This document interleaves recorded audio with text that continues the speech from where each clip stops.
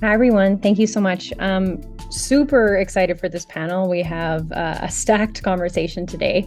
So the topic is the future of responsible AI, emerging trends, challenges, and definitely a call to action. So we're going to be talking with our panelists to examine frontier technologies like generative AI, and discuss the risks requiring the vigilant governance I know a lot of us are working on. We're going to try really hard to make all of this very tangible and actionable, how practitioners, policymakers, and the public can actively shape an AI future that works for all of us and for humanity. So it's going to be about a 40-minute conversation. We're definitely going to try and keep some time for questions at the end. So put some in the chat and we'll definitely try to address them. With that, I'm going to introduce our esteemed panelists. So if we could go to the next slide, that would be great. All right, to kick it off, we have Ashley Pantuliano, who is the Deputy General Counsel at OpenAI. Kai Zenner, who is the Head of Office MEP Axel Voss at the European Parliament. Var mentioned that he's been busy over the last couple of days. Josephine Yam, who is the CEO and co-founder of Skills for Good. And Paul Dongha, the Group Head of Data and AI Ethics at Lloyd's Banking Group. And so I'll be moderating today, and I'm looking forward to kicking it off. So we're just going to pin the panelists and start the conversation with a quick question, and I'll have all of the panelists introduce themselves as well. But I imagine this year has been like super low key, very slow, and with limited change for everyone. Just kidding. With all jokes aside, I wanted to hear from the panelists on what surprised you most this year, or what was the most impactful development for you in AI or responsible AI? So I'd like to kick it off with Josephine to introduce herself. Then we'll go to Paul, Ashley, ending with Kai. So say hello, introduce yourself, and talk about what shook you this year in 2023. Thank you, Alyssa. A very pleasant good afternoon. I am Josephine Yam. I'm an AI lawyer, AI ethicist, and the CEO and co-founder of Skills for Good AI. We help organizations and professionals upskill themselves with a responsible AI mindset so they can thrive in the age of AI. And to the question of Alyssa, what are the three things that were most impactful for us in the development of AI? It actually boils to the convergence of three things: innovation, regulation, and education. So first, innovation, of course, that's where we see generative AI and ChatGPT, where now hundreds of millions of people have access to AI in our daily lives. The second is regulation, with the introduction of the EU Artificial Intelligence Act, which finally provides guardrails to enhance responsible AI innovation. And the third, in addition to innovation and regulation, is education, because now professionals and organizations are very keen to upskill and reskill themselves to be able to have very effective human-machine interaction, to be able to make sense of how AI can be used for good.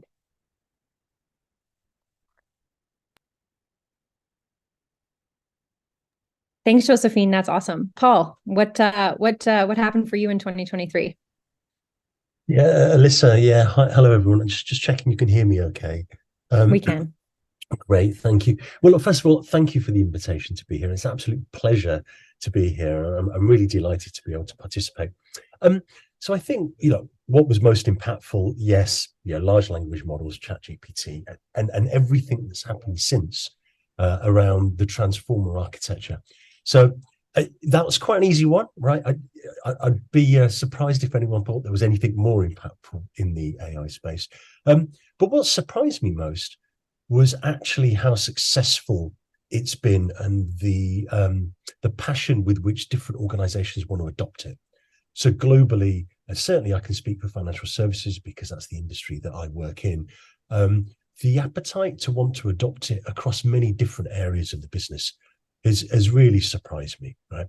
I'm aware of how the technology works and its limitations, of which there are many, but the sheer passion and the desire to want to use it across different business use cases, aside from just coding and development, it's kind of been unprecedented.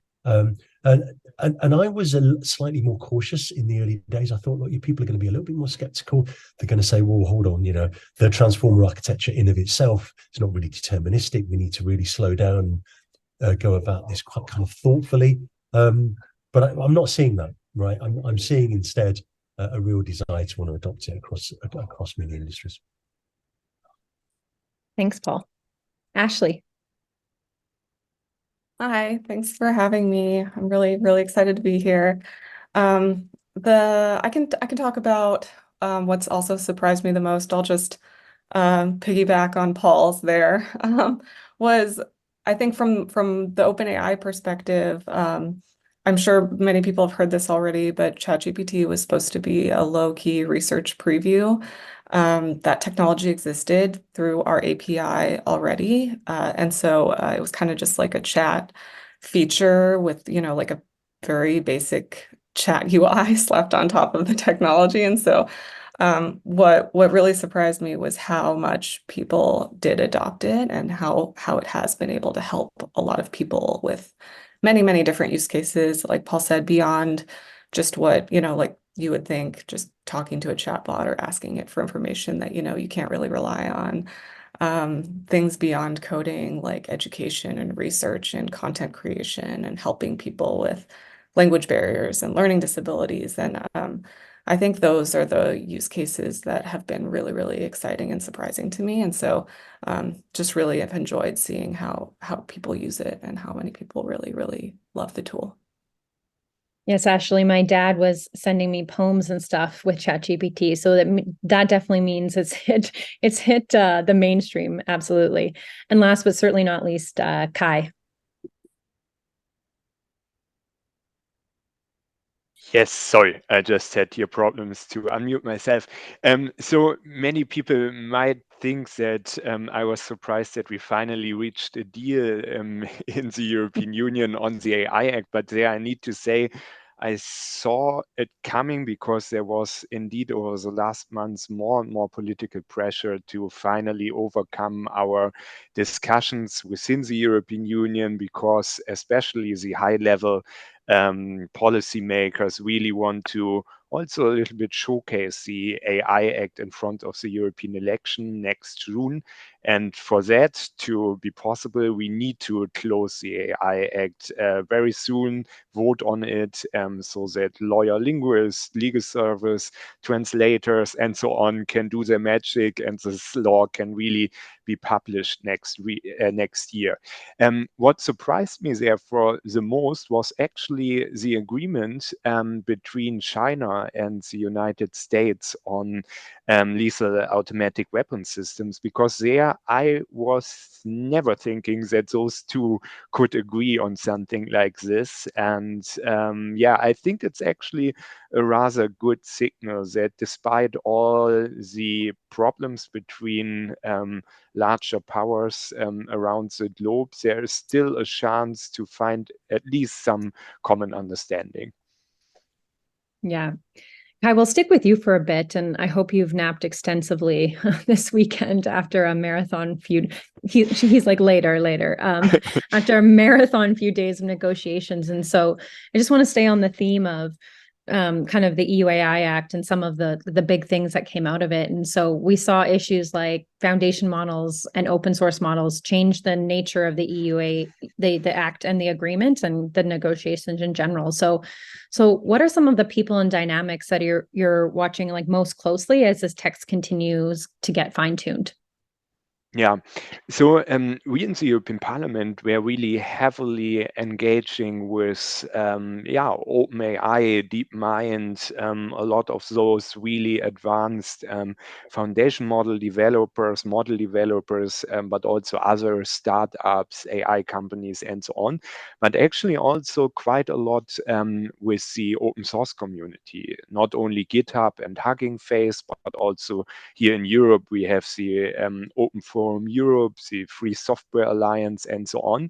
And those people gave us a lot of very, very interesting feedback that actually convinced us as European Parliament, but then later on also the Council of the European Union, so the member states, that there should be foundation models and open source as an element of the AI Act, because at the beginning, the Commission didn't really think about those two topics, but based on all the feedback that we received, there was very fast cross-party understanding that those two topics need to be discussed in the AI Act, and that certain, let's say, obligations should be included, especially when it comes to information sharing along the value chain. Because if the downstream companies do not have enough information about the model, they would fail to get compliant with the AI Act.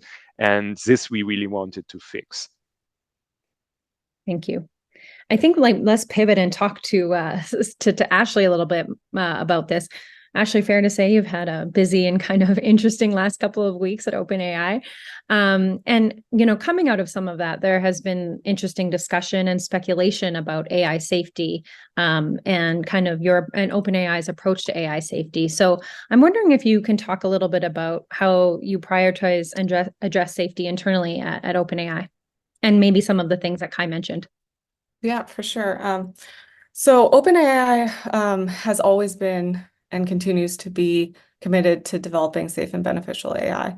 It's part of our mission, it's the foundation for our company, and it's the only purpose that our company has. We don't have a separate ads business, we're not a social media company, there's no other type of revenue stream. Our mission is to bring safe and beneficial AI to the world. So we really have focused on that, and you may not be able to see externally, but internally it really is, it's sort of permeated throughout our company. And so as a result of that, in terms of our approach to AI safety, we have sort of a distributed model. We have many teams that are dedicated to safety and governance at our company. There's no one officer that is responsible for mandating AI safety. It doesn't come down from like one person making everyone do it. Like, legal's not in charge of all of the safety efforts. It really is distributed across a number of teams, and it's everyone's responsibility. And that's actually been really nice as a lawyer, in legal. There's a lot of things that are just part of our culture, and it's really refreshing. And we also sort of self-select for that. We look for people that are also mission-oriented when we hire and things like that. We take sort of a proactive and risk-based approach to our model development. So throughout the life cycle of AI development, we build in layers of safety and responsible AI. So it's not just an audit or something we do at the end. We really think about it from data acquisition and gathering, and how we can have clean data sets to model behavior, and thinking about how our models behave, and not only like what are the legal requirements for how our AI should behave, but what do we want our AI to do, and how do we want it to behave and be safe throughout the world. Using techniques like fine-tuning and reinforced learning with human feedback, trying to train the models to behave safely. And then on the product side, we also think through, what can we do to make our products safe for everyone? What kind of transparency can we provide? What kind of filters should we put on our models? What kind of product mitigations and safety and content moderation should we do? And then lastly, we think through how we should release our models to the world. So we have an iterative process where we release our models to a small group of trusted users, get feedback, and then slowly and gradually try to make this technology available to the world so that it can really get accustomed to how capable these models can be. And then we react really quickly if we hear about things like jailbreaking or people using our models in a way that is not safe. We try to have a culture where we can act quickly and fix things as needed. And so as an example of that, for GPT-4, we had that technology for more than 6 months, actually, and we spent 6 months working on it and trying to make it safe for the world before releasing it publicly. And same things when we introduced the multimodality for GPT-4 as well. When we released GPT-4 with vision and speech and things like that, we also had the technology pretty well in advance. And for at least 6 months, we were testing it before we can release. So those are just some examples of things we do and how we try to take a safe approach and responsible approach to AI development. Thanks, Ashley. You mentioned a few things about being mission-driven and values-aligned in culture. And Paul, when you and I connected just over a year ago, when you joined Lloyd's in this role, that really struck me about you, is you're an incredibly mission-driven individual. And so I'm hoping you can share a little bit, as you dug into this role over the last year, some of your tactical boots on the ground learning about what implementation looked like. Any scar tissue or victories you'd be willing to share would be amazing. And then, what this means for how you're set up for 2024, especially as I know that automation and like scaling your AI practice is a big priority for you. Yeah, exactly, Alyssa. And I guess some of the things I can share in boots on the ground activity that we're doing, slightly related to what Ashley said, actually, we look upon responsible AI as kind of three different parts. There's technology, process, and people, really. And on the technology side, what we've done is we've implemented a number of algorithms within our data science lifecycle that surfaces data points. So we have our statistical measures of fairness, like equality of odds and disparate parity and so on. So we surface some of those. We're also doing work around partial dependency plots, shapely values to again, give us data points to allow our data scientists to determine what they're developing and at different points of the development life cycle, whether they're going about things in the right way. We also have things like consequence scanning, which is really looking right at the conception stage of every project to determine, are there any bad unintended consequences of a particular deployment? And we have a technique, we have a methodology to go through this. And what really helps to do that is kind of diversity within our development teams. So we're really big on equality and diversity within teams. We think the different perspectives coming together along with teams of engineers is the best way of dealing with looking at issues that we may not think are really obvious. So I think on the technology side, it's about implementing technology components within the data lifecycle. And as Ashley said, we don't do our ethics and our AI safety at the end of a process just as we deliver it. We do it during the whole development lifecycle, and we're implementing what we call stage gates. So when we go from conception to understand to develop to deploy, we have a number of stage gates, and every project has to pass those in order to proceed to the next one. On the process side, we have independent teams that do things like model validation.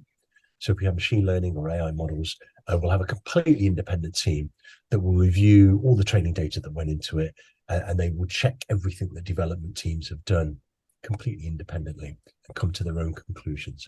And that's a practice in financial services that's been happening for some time anyway, around things like risk management and liquidity risk and so on. And finally, I think on the people side, I spun up the Data and AI Ethics Board for Lloyd's Banking Group at the beginning of 2023. And we meet regularly, and that's comprised of fairly senior folk from across the whole bank, group functions as well as different divisions. And the aim of the council there really is to give opinion on what we call ethical edge cases. So those would be deployments of AI where we think there are real ethical challenges, where we're not quite sure, there are conflicting opinions. It's not so much about data protection or legality. We have various assessments to make sure our use cases already clear those hurdles. The Ethics Council is really there to debate, the hard stuff, the things that about a particular model, it doesn't feel right, or our customers would feel that it's slightly invasive. So spinning up the council or the ethics board has been quite an achievement, which I'm really proud of leading that at the bank, and that's going to continue throughout the year. And we'll see other governance forums like that as well spring up at lower levels of the organisation.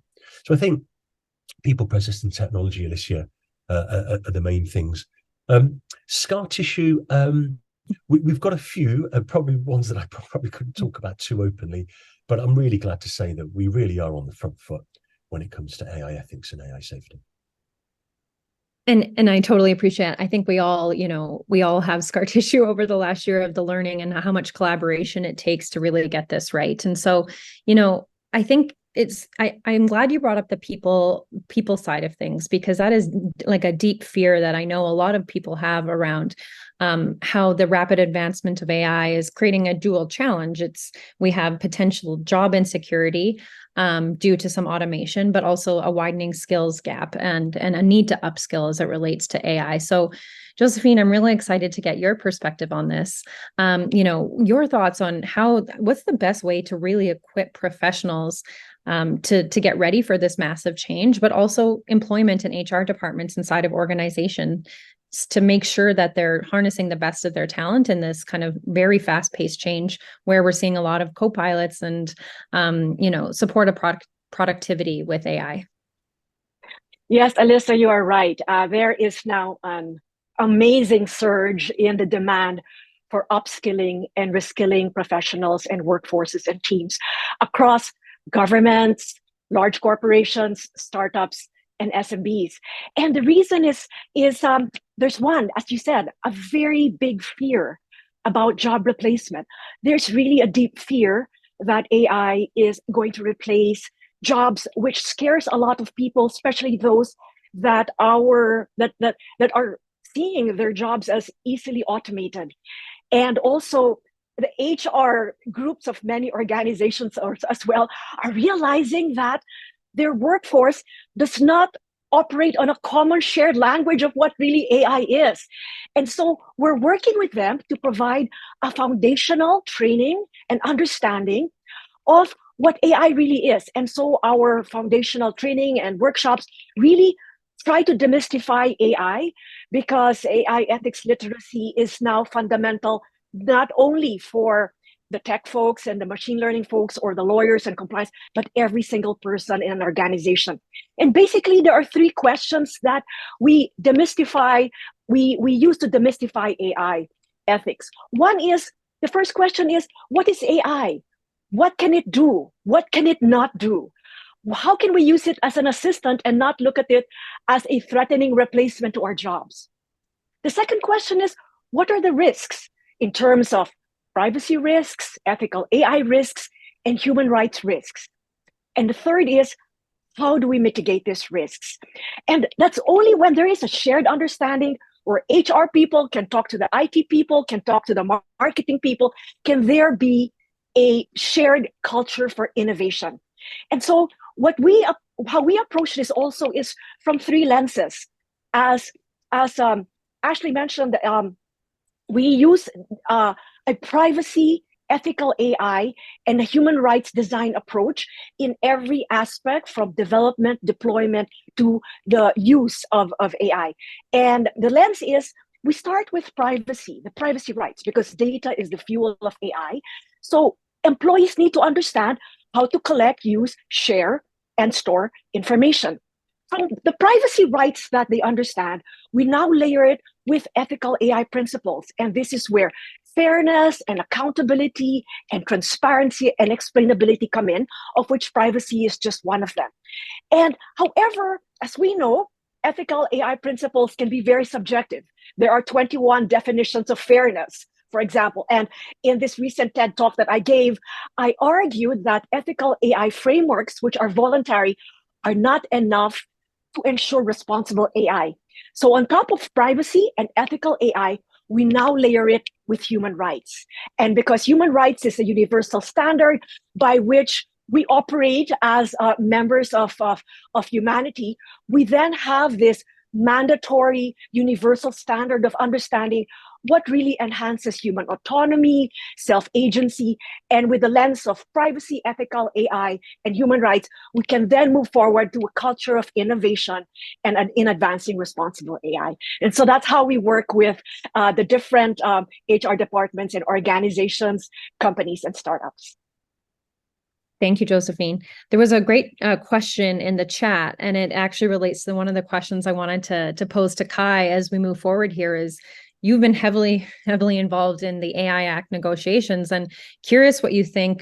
What advice would you share with policymakers considering AI regulation in other jurisdictions? And just to pull off some of the Natalie's questions there, how might the first to legislate impact these other countries and governing bodies? Yes, So one thing that I would really advise to not do, like the European Union, is to try to build up horizontal rules for AI that are applicable for every sector, for every use case in the same way, which is a little bit the conceptual problem of the AI Act, which is why I personally like the executive order or the AI Bills of Rights in the United States much better. And we as legal committee in the European Parliament have 2022 also proposed something like this, that you have horizontal ethical principles, let's say, that are guiding, but then you are making adjustments to sectorial legislation because AI and transport is completely different than AI in health, in AI in education, and so on. So I think this is really the main takeaway, because in our discussions in the European Union, we saw constantly that this conceptual decision of the European Commission that drafted the AI Act was really, leading to a lot of practical problems. Then I think if you are now looking at what impact the AI Act will have globally, well, I think many member states will look, not member states, many third countries will look very, very, very clearly how the AI Act is working and what are the lessons learned. And I would advise them to do that, because again, many things in the AI Act, we are also unsure now in the European Union how it will work, what is extra needed, what where, for example, certain mistakes, and so on and so on. So I think we will only be able to make an assessment in 3-4 years. Until then, maybe certain parts can be taken over or can be taken as a starting point by countries like Canada, like Brazil, and so on, can be maybe integrated in their already ongoing discussions. And I think this we will actually see. And going back a little bit in history, the AI Act was also not an invention of the European Union. It was heavily based on, for example, OECD principles that have been discussed in the 2010s. And this is then, I think, also now happening with the AI Act, that other countries that do not have an AI legislation yet are taking over certain elements of the AI Act and maybe continuing certain discussions that we have in Europe, and then building on those discussions, develop their own approaches. And I think this is very smart. There's a few questions in the chat, Kai, that I don't think we'll be able to get to on this panel, but feel free to take a peek and if you have a chance to respond. I think this is really meaningful, and I have questions about, what are your recommendations, just kind of to wrap up your comments, for organizations looking to implement and get started preparing for AI Act compliance? Where should they start? Or I'm hoping almost everyone has started, but based on what came out of this, what does this look like? Yeah, Alyssa, your last comment was really correct in my opinion, because when we were or if we are looking back at the GDPR, which became applicable in 2018, we need to say that a lot of companies in the European Union were completely unprepared. They were taken by a surprise, and we actually saw a lot of CEOs saying, "Oh God, I completely missed that. Now in 1 month, I need to have or need to do, for example, data protection impact assessments," and so on and so on. My feeling right now is that maybe not 100% of all companies, but a lot of companies have started to prepare. There are already some governance mechanism starting and being created and so on. And this, I think, is a really good sign. And in addition to the GDPR, we in the European Union also added some other forms of public-private partnerships, for example, regulatory sandboxes. The AI Act is heavily based on technical standards, again, where companies are meeting and sharing experience and together developing common non-binding rules. We have also a code of practice when it comes to foundation models, so a kind of code of conduct that we also have in Article 69. So the AI Act is really all about working together between the public and private sector, and therefore my main plea to the private sector is, again, please start now if you didn't until now, and please use the lack of competences in many national competent authorities in many states of the European Union for sharing your experience, because states are looking forward to hear from you how they should enforce, how they should interpret the AI Act and so on. And those companies that are starting early will probably have the best outcome when it comes to the AI Act. And maybe one last thing that I want to say, especially in Germany, where I'm often very critical when it comes to digitalization, what I really like to see there, and it's also happening in other European countries, is that more and more companies are building networks together. And we see it now around Munich, Applied AI, and so on and so on. There are really, let's say, digital innovation hubs or AI hubs that are popping out there and there. And this, I think, is another really, really good idea that we saw already in the past in the UK, in US, but now finally also comes into Europe, that companies are not waiting for the state to act, but they are pre-active doing things, and again cooperating a lot with each other, sharing experience, sharing best practice, and so on. No, thank you for that. And I hear the plea, and we often talk about the technical debt that can be accrued if you're not actually being proactive. And at this point, I would argue it's reactive not to have some strong things in place as it relates to the EU-AI Act. Also, just the learnings and the peer-to-peer sharing. I think that's one of the things that's super valuable about this community and our member organizations. Paul, there's some awesome conversation in the chat, and I wanted to pivot a little bit to ask you about trust, and trust being paramount to, especially in the banking industry, but your stakeholders and clients. And obviously there's a lot of anecdotal comments around the lack of trust in AI. Also, that's changing too, that people are starting to get more comfortable with it. So I'm curious what you see in terms of the trends in your sector, or more generally as it relates to trust and how you're addressing it. And there's also been a lot of conversation about the executive presence and the executive buy-in around this. And how have you done this within Lloyd's to generate more trust internally and externally? Yeah, it's a really tough question, actually. On the trust side, what I will say is certainly financial services within the UK, we're fairly risk averse as an industry, because we do look after people's money, and within Lloyd's Banking Group, our slogan and our kind of motto is, kind of help Britain to prosper, but not just prosper financially, but to grow in a really healthy way. So we try and strike the right balance between being innovative so that we can use technology for good, but at the same time, not wanting to be too aggressive in case that's perceived as being very slightly risky.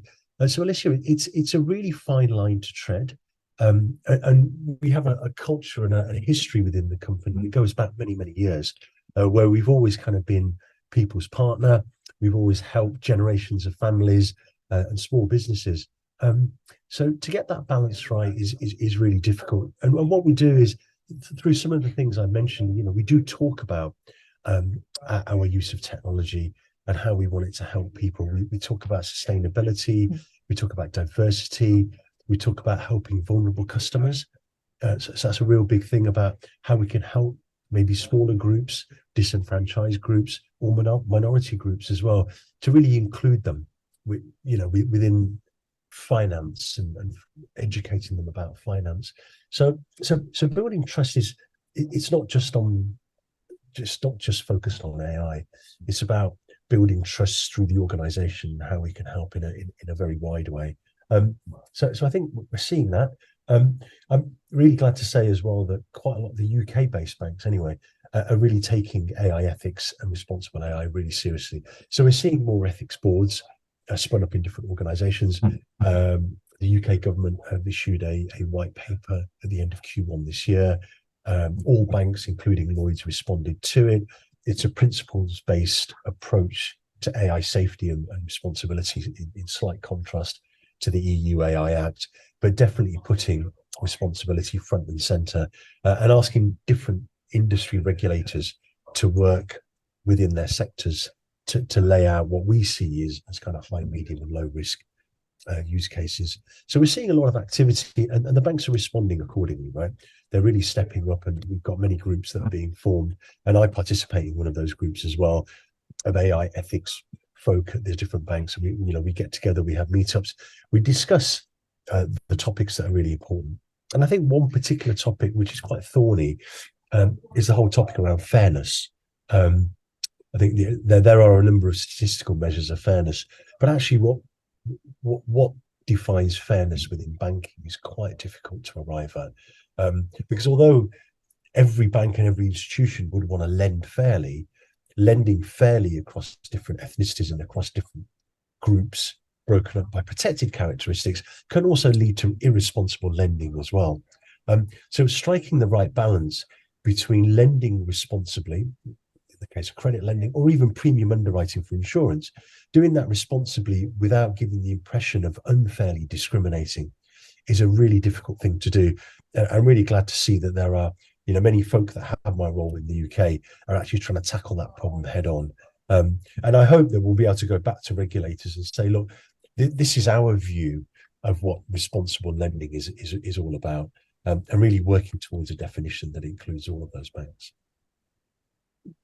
We often have the kind of the thorny conversation about fairness and how that's different than bias and how we grapple with that. So being able to hear that feedback and being able to triage that to academia, policymakers, and other regulators to collectively come up with a lot of guidance on it is helpful. Ashley, I'm curious.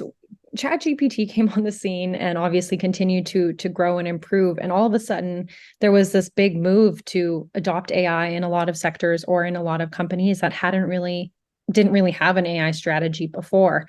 And so there was this kind of inherent friction between like risk, innovation. I don't want to get left behind, but I also don't know if I know the game well enough to know the rules. And so as you've kind of gone into the world and people have, the uptake on this, as Var mentioned, has been massive. How have you learned to help people navigate the complexity of this risk and innovation approach? And I know your legal background obviously has a lot to play in this as well. Yeah, I mean, I don't necessarily think they have to be mutually exclusive. I think we view risk and innovation as one and the same, and we view safety as a critical component to success. I think it's probably going to be very difficult to be successful and have a successful AI product without thinking about AI safety and responsibility, especially with upcoming regulation. It's necessary to take the steps to get ahead and to make sure you have good governance and compliance in place as well. And so I think those, and we just talked about customer trust, and customers aren't going to want to use you if you aren't thinking through those things and having good responsible AI practices as well. So I think we look at it as just part of the development and innovation process. And I think having that kind of approach is what I would recommend to AI developers as well. I think I would also advocate for looking at the risk from like a risk-based approach, sort of like the way the AI Act approaches it, and probably future regulation will as well. looking at your use case and what, what kind of risks and harms could come from that, and developing a program around that. There's also, the NIST risk management framework that's really helpful, and walks through sort of a bunch of controls that your engineers and product people might be used to seeing, that kind of a format, because they're in the US at least, and they're used to, like SOC 2 or, ISO controls and things like that. And so we found that to also be sort of a helpful way to orient people. Another practical tip that I can think of in terms of thinking through like what is responsible AI and AI governance and things like that is to think about like how that has played out in privacy and data protection. There's already a very robust framework for that, given GDPR and other privacy laws. And so companies often have that kind of muscle already. And so looking at that program that you already have, how can you map the new AI requirements and compliance frameworks onto, whatever you already have in your company? And can you build out those privacy and data governance frameworks further and sort of like look at that as a starting point to be able to think through how to launch and deploy AI safely and responsibly? I think those types of like continuity or those types of practices has sort of helped when I talk to other companies, and has helped us internally also. So yeah, those are my tips. We've definitely seen that. I'm like, don't recreate the wheel. You already have data governance. You already have, these other muscles. And so maybe just go to the gym for those muscles is the best way to do it. And, Josephine, this is a great kind of tangent onto your question, onto kind of the thing that we were discussing about like the speed.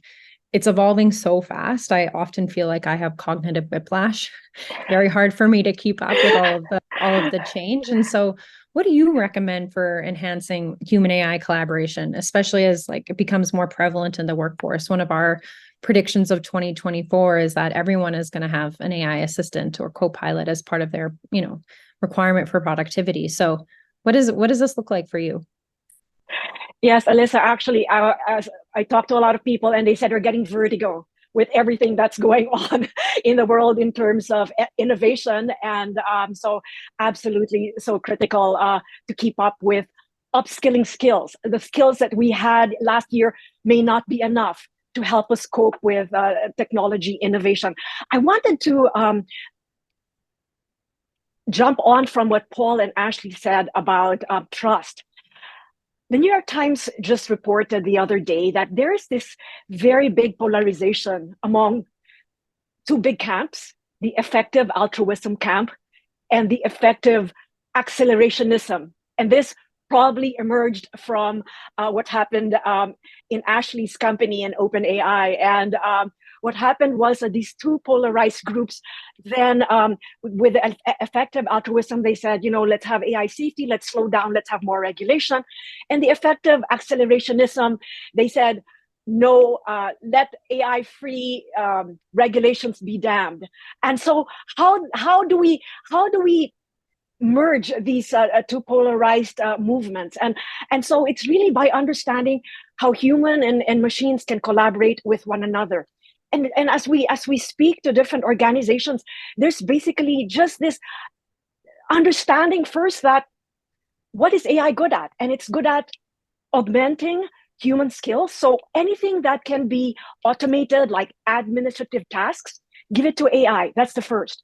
The second is focus on human judgment, like critical skills, empathy, and insight, which then enables humans to be able to think through strategic decisions and insight that cannot be done by AI, and realizing the limitations of AI. And the third is to treat AI like a colleague. So by seeing that there is not a fear anymore or a race to AI, because they really feel that they have a reliable reliable companion who can give them the information. Interestingly, I was speaking to some board directors, and they actually said that their ChatGPT is like a board member in their board, where every time there's a question, they ask ChatGPT, and ChatGPT gives them a very good answer that the board can then build on. So it's really interesting. And so I'd like to really emphasize that equity, diversity, and inclusion needs to be weaved in the different elements of how we use and deploy AI. One, of course, is diversity in data sets. Two is diversity in the engineers who model these AIs and who program these AIs, diversity in the engineering team, and also diversity in the models. But most especially, it's also diversity in leadership, in boards, in AI ethics boards, and also when conducting algorithmic impact assessments to ensure that all the voices of the people who are going to be affected by AI impacts are there in the table. So that's one way we can ensure fairness. And so as Paul mentioned, it's really very difficult to have a very accurate understanding of what fairness is, and that's the beauty about it, because fairness is so diverse. What is fair to a white man might not be fair to a person of color. And so how do we layer fairness? We can layer it with human rights law of the right to equality and non-discrimination, however that looks like in every jurisdiction where the AI is going to be deployed. Thank you. We only have about 5 minutes left. There's been a robust kind of Q&A in the chat. I've tried to weave them in, and I know some of the panelists have been multitasking and active in there as well. So I'm going to take the final 5 minutes with the kind of the mind share of this panel to talk about the what's next. Like 2024 in my mind is going to be stratospheric in terms of what this looks like. And so, the entire ecosystem is going to need to cooperate and communicate, and communication and sometimes in translation. So what collaborative efforts, partnerships are essential for fostering this global community of practice? And how do we use this to shape a positive future with AI? What's missing? What does this community need to do? What can we do better? And what are some solutions? So Kai, I'll start with you. Yeah, just a softball. I think I slightly, I slightly touched upon my answer already also to this point. What I would really like to see is that after now the European Union, but also other regions were kind of only focusing on themselves, only developing their own AI policy approach. Now it's again time for more international cooperation. And therefore, I hope next year we see more of what now happened in November, early November in London, the AI Safety Summit. Also shortly after, I was very, very positively surprised, as I said, the Chinese and US agreement to ban lethal automatic weapon systems powered by AI, and so on and so on. And I think this is exactly the direction where we should head to, which we should see more. And similar to climate change and other problems or risky areas, I think also on artificial intelligence that I do not see as that risky. I see it more as an opportunity. But even when it's about an opportunity, it would be extremely helpful if really different regions of the world are cooperating more closely. So this is really my big hope for 2024, that those positive signals at the end of 23 are really developing in much more international cooperation and alignment. Ashley. I agree. International cooperation alignment is something that it would be really great to see, and I'm also hopeful that happens. I don't think this is something that's lacking, but I do think that it's really helpful to see cross-sector partnerships and information sharing across the board. Seeing industry work with government, academia, civil society to basically collectively share best practices, frameworks, if they're seeing dangerous capabilities or dangerous use of models. I think that kind of information sharing to let us all up level together is really, really helpful. The other thing that I think is also going to be critical is, as required by the AI Act, the sharing of information throughout the value chain and down the value chain. is something that we also are going to focus a lot on so that developers can have the information they need to make sure that they can comply and release products safely. And so I think these two things will help bring AI more safely and beneficially to the public in a way that is actually like feasible and something that we all can do and participate in. Josephine and then Paul, and I'm going to wrap it up with one rapid fire question for the panel. Yes, I think that one thing that's missing, I think, in what we're seeing right now is that law is always lagging behind technology. And I really wonder if we can have regulation that keeps up with the development of technology, because, and as a lawyer, I know that's not possible because we have 18th century legislation processes to keep up with 21st century technology. And so that's the reason why, if I had a magic wand, can regulation catch up with technology? And so that's my wish, because really, unfortunately, we have seen that self-regulation has not worked. And so if we have regulation to provide the guardrails for responsible innovation, I think we're going to be able to have a very robust digital economy where responsible AI innovation is more the rule than the exception. Amazing. Paul.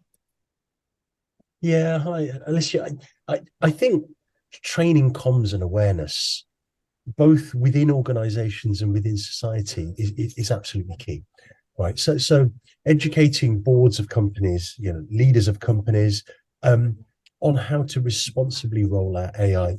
And I don't just mean for their customers, I mean for their employees as well. So within Lloyds Bank, for example, and within many other banks, people are saying, well, what about my job? What about my role? Is it being automated, or is it being augmented? Is it being replaced? There's a real concern with people who are affected right now within organizations of what the future is going to hold for them. And I think educating boards and organizations on how to tackle that challenge in a responsible way, I see that missing from quite a lot of conversations, actually. We talk about frontier models, we talk about global threats and so on. So, low probability, high impact threat in the distant future. But actually, there's a real tangible issue right now within organizations. And I think education and training to make sure that we roll it out in the right way for employees is absolutely key. And I think the point made earlier, civil society and people, educating communities. At its essence, the transformer architecture, predicts the next sequence of words, in small tokens. It's not really AI. It's not really intelligence in the sense that I think some people are scared that it is. The whole kind of Terminator doomsday scenarios is what a lot of average folk who don't understand how this technology works are really fearful of. But actually, if we can describe them in a way that says, actually, they're built from this thing called an attention model, and actually it's really quite basic. So we have control, we have agency, and we can deal with this. And I think that will help to dampen down some of the alarmism out there. I'll pause there. Thank you. We're at time. This was an incredible discussion. I want to thank all of you for hitting on the themes of collaboration, learning, partnerships. The rapid fire question. Maybe the whole group can put this in the chat. Like, what are we most excited and optimistic about as it relates to AI and our AI